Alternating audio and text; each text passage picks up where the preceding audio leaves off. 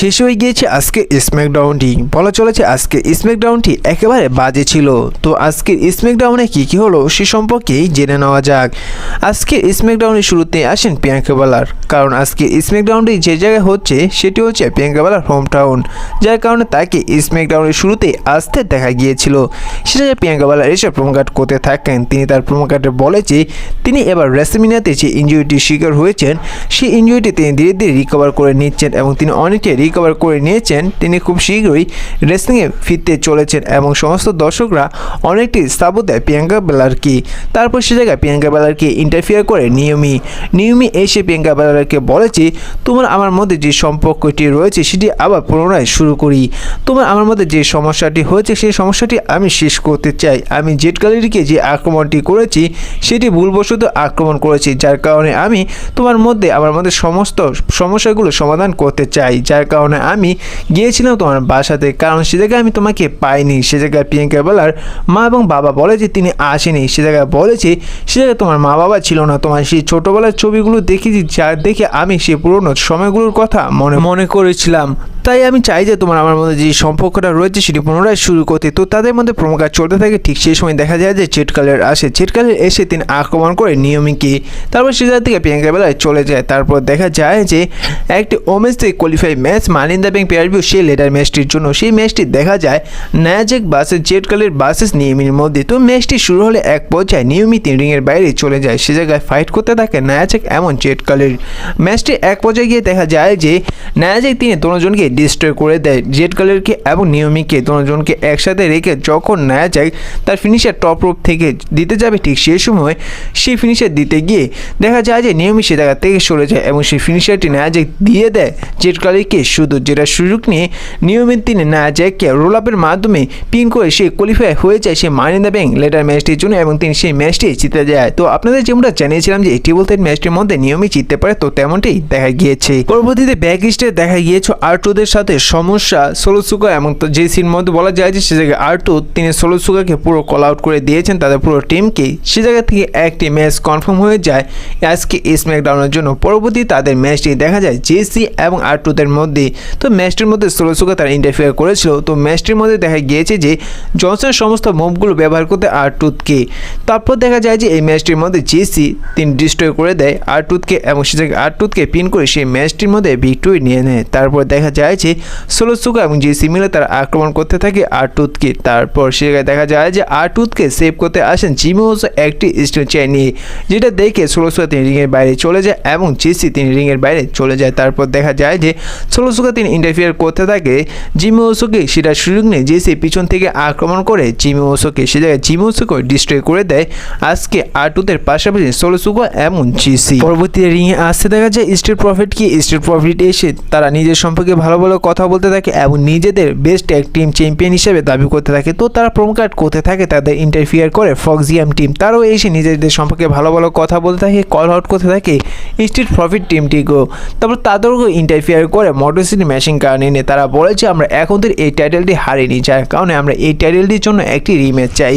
তো তাদেরকেও ইন্টারফিয়ার করে ডিআইওয়াই।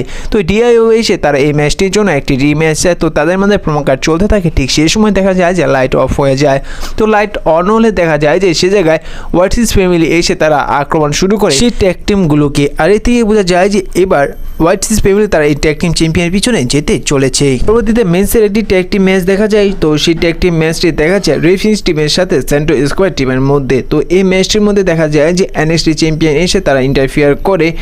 তারপরে দেখা যায় যে সেন্ট্রো স্কোয়ার টিম তার রেফারেন্স টিমকে হারিয়ে ম্যাচটির মধ্যে ভিক্টরি নিয়ে নেয়। তারপর দেখা যায় চেলসি গ্রিনের একটি মেম্বারের সাথে জেলিনা বেগার মধ্যে একটি সিঙ্গেল ম্যাচ। তো এই ম্যাচটির মধ্যে চেলসি গ্রিনের সবাই তারা ইন্টারফিয়ার করেছিল জেলিনা বেগারকে। তবুও জেলিনা বেগার তিনি এই ম্যাচটির মধ্যে চেলসি গ্রিনের সেই পার্টনারকে হারিয়ে এই ম্যাচটির মধ্যে ভিক্টরি নিয়ে নিয়েছে। পরবর্তীতে রিংয়ে আসেন ডেভিন পিস এসে বলেছে আমি এবার স্যাটারডে মেইন ইভেন্টে ড্রু ম্যাকইন্টায়ারকে ডিস্ট্রয় করে দিয়েছি, আমি তাকে হারিয়ে দিয়েছি। এখন তিনি রয়েছে বাসায়, আমি রয়েছে ডাব্লিউডাব্লিউতে, সে আমাকে দেখছে। আমি এখন আলাদা রাস্তা এবং ড্রু ম্যাকইন্টায়ার হচ্ছে আলাদা রাস্তা। আমি এখন যেতে চলেছি ইউএস টাইটেলের জন্য। আমি এবার জেগাবাডুকে বিট করে নতুন ইউএস চ্যাম্পিয়ন হব। তো এই জায়গায় একটি বিষয় ক্লিয়ার হয়ে যায় যে এবার ডেরেন পিস তিনি ইউএস টাইটেলের জন্য যেতে চলেছে জেকা ফাটুর পিছনে।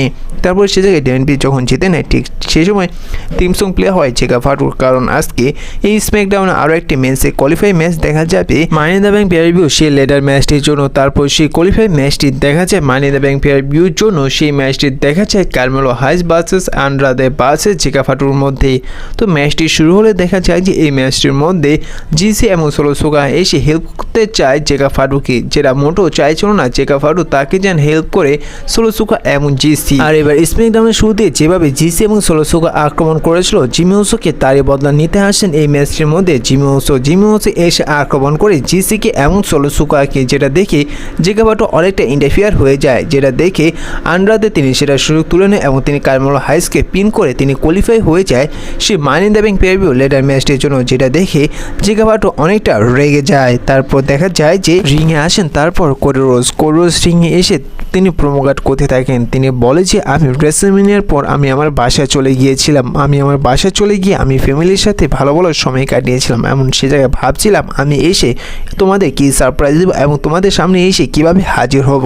এখন অনেকেই বলছে যে আমি কেন রকের সাথে গেলাম না, তো রক আমার কাছে কি চেয়েছিল, তো রক আমার কাছে আমার আত্মা চেয়েছিল, রক চেয়েছিল আমি যেন তার হয়ে কাজ করি, তার আন্ডারে কাজ করি, কিন্তু রকের সাথে আমি চেয়ে নিই বলে রকটি নিয়ে নিয়েছিল জন সিনাকে তার সাথে, যে জায়গায় জন সিনা আমাকে টাইটেল হিট করে তিনি চ্যাম্পিয়ন হয়েছে, যেটি আমি করিনি। তো আমি হচ্ছি গ্রেটেস্ট একজন মেন। এদের কোরেস আর অনেক কথা বলে আরও প্রোমো কাট করে লম্বায়। তারপর কোরেস বলে যে তোমাদের আজকে স্ম্যাকডাউনে একটি সারপ্রাইজ দিতে চাই, সেটি হচ্ছে যে আমার এবার money the bank pay per view tag team partner এই জায়গায় আসতে চলেছেন জে উসো। তারপর সে Jey Uso theme song play হয়, জে উসো তিনি আসেন প্রায় জে উসো লম্বা থিম সংটি দেখা যায় প্রায় 3 থেকে 4 মিনিট। তো তারপর দেখা যায় যে জে উসোকে ইন্টারফিয়ার করে জন সিনা এসে রিংয়ে এসে তিনি একেবারে কল আউট করেন জে উসোকে এবং কোরেসকে। সে জায়গায় জন সিনা জে উসো এবং কোরেসকে বলে যে তোমরা দুজন আমাকে কপি করে সামনে এগোচ্ছ, তোমরা আমার সমস্ত কিছুই কপি করে আজ এই জায়গায় এসেছো। তারপর সে জন সিনাও প্রোমো কাট করতে থাকে। তারপর সে জায়গায় আসতে দেখা যায় লোগান পলকে। তো লোগান পল রিংয়ে আসলে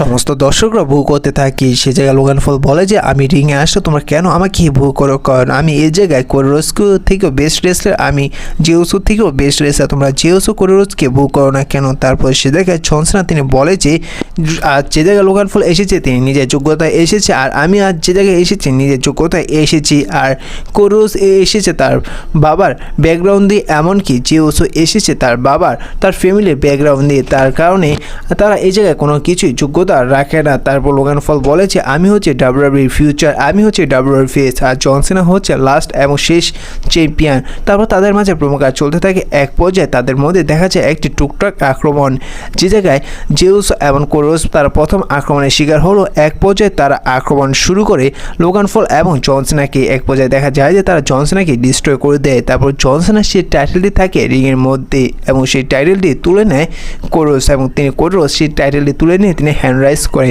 আর এই ছিল আজকে স্ম্যাকডাউনটি। তো আজকে স্ম্যাকডাউনটি কেমন লাগলো আপনাদের অবশ্যই কমেন্ট করে জানিয়ে দিবেন।